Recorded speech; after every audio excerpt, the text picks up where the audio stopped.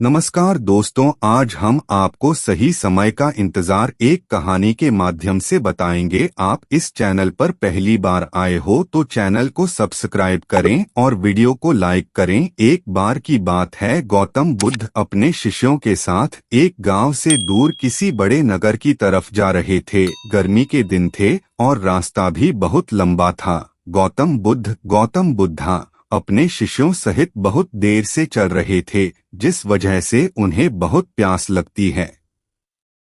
वहां से कुछ ही दूरी पर बरगद के वृक्ष की एक घनी छाव थी। सभी लोग उस वृक्ष के पास पहुंच जाते हैं।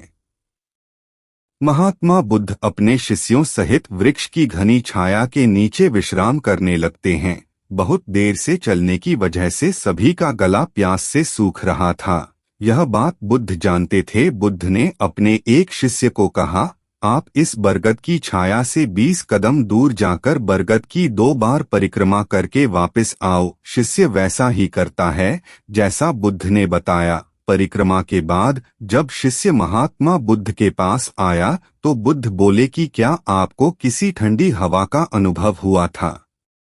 शिष्य बोला, हाँ महात्मा बुद्ध, उस उत्तर दिशा की तरफ से मुझे कुछ ठंडी हवा की अनुभव हुआ था। शिष्य की यह बात सुन महात्मा बुद्ध, गौतम बुद्धा, शिष्य से तुरंत बोले कि उसी दिशा में चले जाओ, जरूर वहां से कुछ ही दूर पर एक तालाब अवश्य मिलेगा। उस तालाब से सबके लिए पानी ले आओ। शिष्य उसी दिशा में जब कुछ दूर जाता है तो वहां सच में एक तालाब होता है। तालाब देख शिष्य बहुत प्रसन्न होता है और तालाब के निकट जाकर जैसे ही तालाब से पानी भरने वाला होता है, तभी शिष्य की नजर वहां दूर तालाब में कपड़े धो रही कुछ स्त्रियों पर जाती है। यह देख शिष्य मन में सोचते हैं कि यह पानी तो गंदा हो गया है।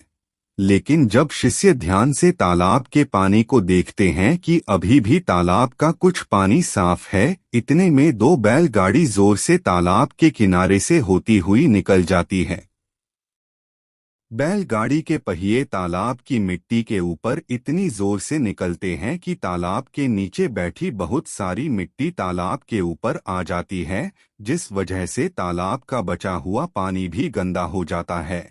यह देख शिष्य बिना पानी लिए क्रोध में महात्मा बुद्ध के पास वापस चला जाता है। शिष्य बड़े ही निराशा भाव से महात्मा बुद्ध को सब बात बताता है।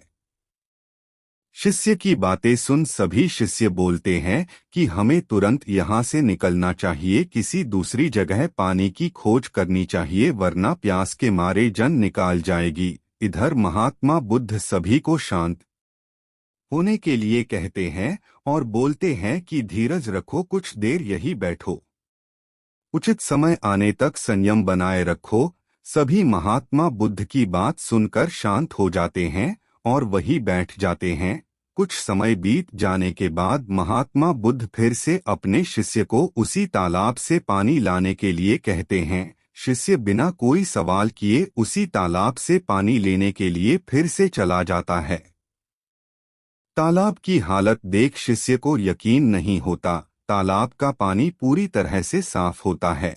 यह देख शिष्य बहुत खुश होता है और पानी भरकर महात्मा बुद्ध के पास जाता है।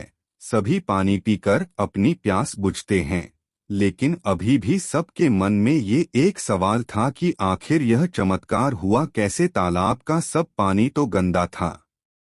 उन्हें लगा कि जरूर ये बुद्ध की शक्ति है। इनमें एक शिष्य ने यह सवाल महात्मा बुद्ध से पूछ ही लिया कि यह चमत्कार आपने कैसे किया? शिष्य का जवाब देते हुए महात्मा बुद्ध बोले कि यह कोई चमत्कार नहीं, यह आपके सब्र का फल है। यह फल है आपके सब्र बनाए रखते हुए उचित समय के इंतजार का। जितनी देर हम सब लोगों ने सब्र किया, उतनी देर तक तालाब के पानी के ऊपर तैर रहे सभी गंदे तत्व और मिट्टी तालाब के पानी के नीचे बैठ रहे थे। फिर कुछ देर बाद शिष्य जब वहां तालाब के पास पहुंचा, तब तक सब दूषित कण नीचे बैठ चुके थे, जिस वजह से तालाब का पानी पहले की तरह साफ हो चुका था तथा तालाब साफ दिखाई दे रहा था।